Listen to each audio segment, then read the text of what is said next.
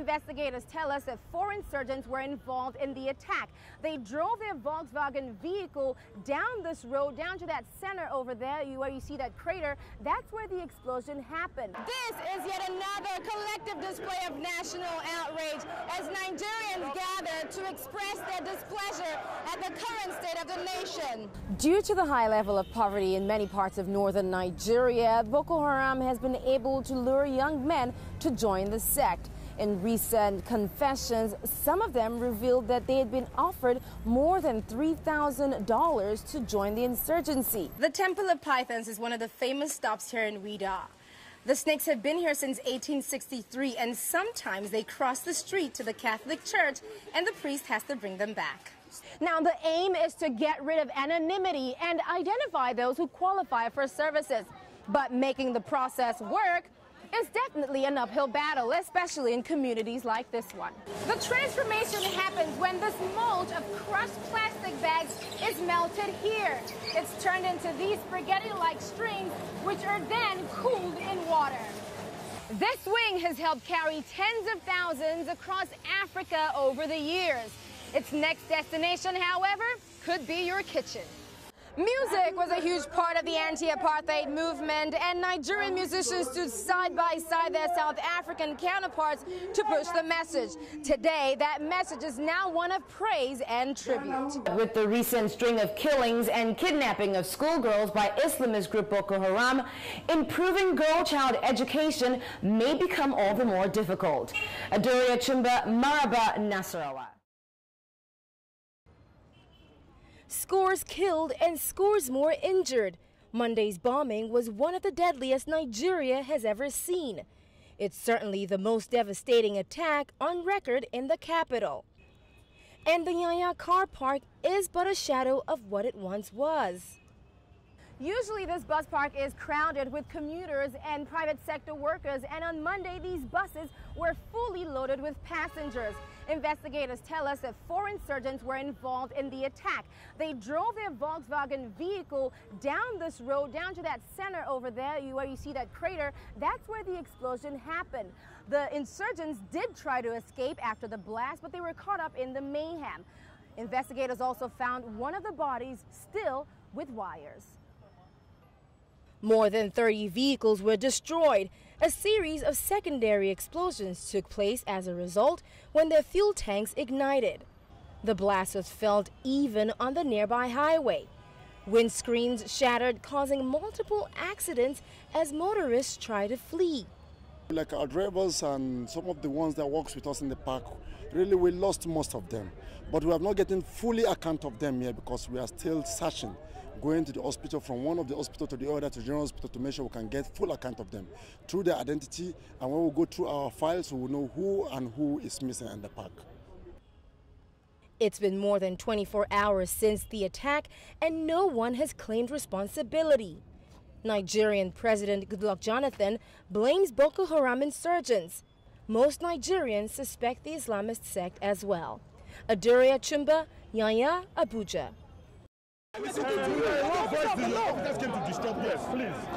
The wave of frustration at how the Nigerian government is handling security has reached the economic capital. I have my instructions, and I know the instructions I have. Yes. And I don't want to use... No.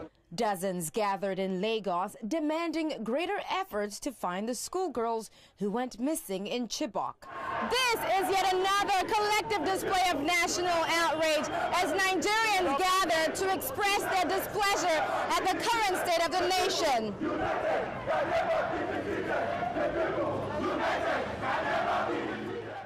With police monitoring the demonstration, it quickly became heated. I'm here because I'm a grandmother. I feel for the mothers whom their children has been taken. They've been taken for the past 17 days, and the government has not done anything. We had means to go and look for their daughter, we shall and we will, if we could. But the people who are enforced by the Constitution to do these things don't care about them. They don't care. I have a beautiful daughter also. I can't sleep if she doesn't sleep. You can imagine all those parents. Imagine what they will be going through right now. This is the state of the nation. This is what we are telling them. This is a stolen dream. The protests got underway in the capital, Abuja, on Wednesday. Scores marched towards parliament, demanding tougher measures to get the girls released. Nigeria is at a crucial point, with elections coming up in less than a year. Some are calling for the president to resign if he can't do the job of protecting the nation's citizens. More protests are expected. Adaure Achumba, Lagos. In the process of running to escape, you get raped. The day Boko Haram attacked her hometown of Maiduguri in Borno State is a day 19-year-old Hassana will never forget. Her life changed forever.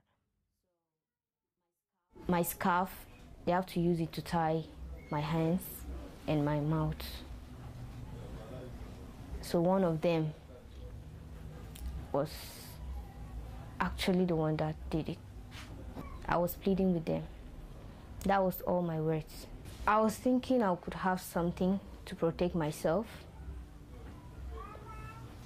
because even though I could scream, no one could hear me out at that kind of time. Embarrassed and ashamed by what had happened to her, Hassana tried to hide the events from her family. Hassana's father prevented her from finishing her final exams 2 months ago because he feared for her safety. It's a decision he will never regret. Boko Haram militants attacked Hassana's school in Chibok. Over 200 of her friends and classmates were seized. Hassana knows all too well what Boko Haram is capable of. When we go to sleep at night, all we do is hope for them. Have hope in them, like they will still make a way out of that. They will have their way out to escape, because they're my friends. Talk to me about that. I can imagine how they're suffering without anyone helping. How their parents are passing through traumas every day, thinking how their kids are surviving. And nothing is being done.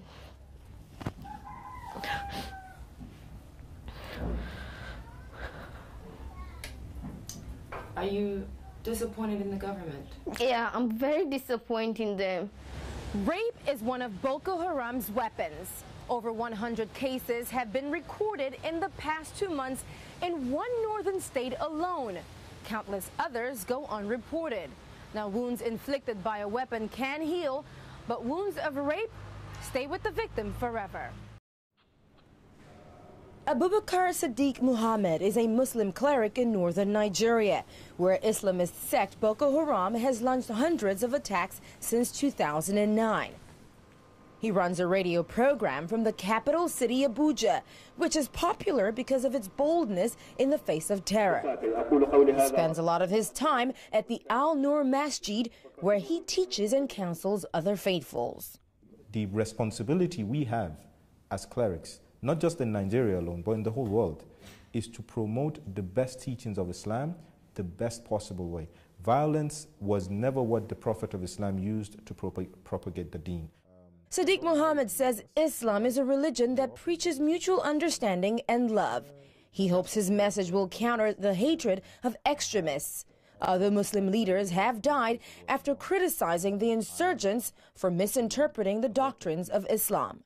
Most recently was someone in Zaria who was popularly known as Albani Zaria, a very strong critique as well. He was assassinated, and not just him, but himself, with his wife and a young boy. Due to the high level of poverty in many parts of northern Nigeria, Boko Haram has been able to lure young men to join the sect. In recent confessions, some of them revealed that they had been offered more than $3,000 to join the insurgency. Many of them did, however, not because of the cause, but because of the money. Tertiary institutions churn out 150,000 graduates each year, an army of unemployed. Sadiq Muhammad says it's this group, vulnerable to radicalization, that he and his colleagues at the center try to reach. It's another approach to healing the nation, as Britain and France pledge to send experts to complement U.S. efforts to fight the insurgency.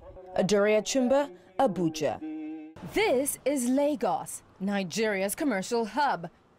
With an estimated population of 21.5 million people, it's on the drive to become a mega city. But planning for such a city is a challenge. One solution is a resident registration scheme. For efficient planning and allocation of resources, you need to know the people that you are governing. Mobile units across the city make registration easier. Lagos will now join other metropolitan centers where residents carry cards with unique ID numbers. Now, the aim is to get rid of anonymity and identify those who qualify for services. But making the process work is definitely an uphill battle, especially in communities like this one.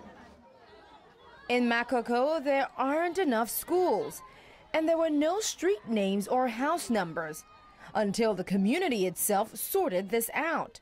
Resident Francis Agolo says the community welcomes the registration. If you are registered, you go to anywhere, your child go to school, it will be enrolled. If you go to hospital, they will admit you. With plans to increase awareness, the government hopes that by the end of 2014, everyone in the state will be registered.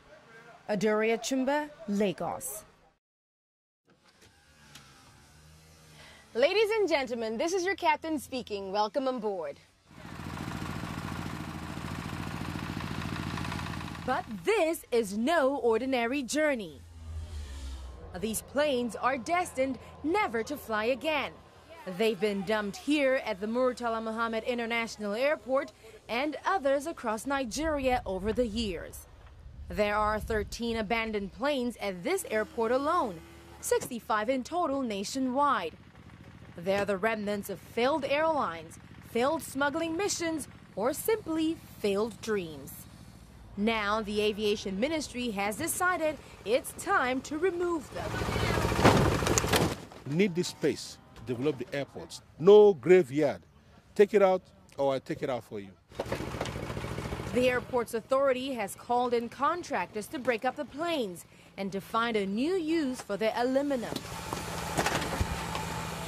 This wing has helped carry tens of thousands across Africa over the years. Its next destination, however, could be your kitchen.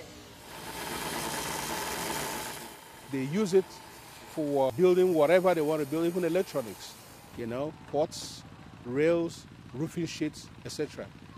Nothing is wasted. Some people have asked for it to be used for a restaurant. It takes around 3 days to take apart a Boeing 727, and in 3 weeks, all these former high flyers will just be so much scrap metal waiting to be melted down. Nice flight! Adaure Achumba, Lagos, Nigeria.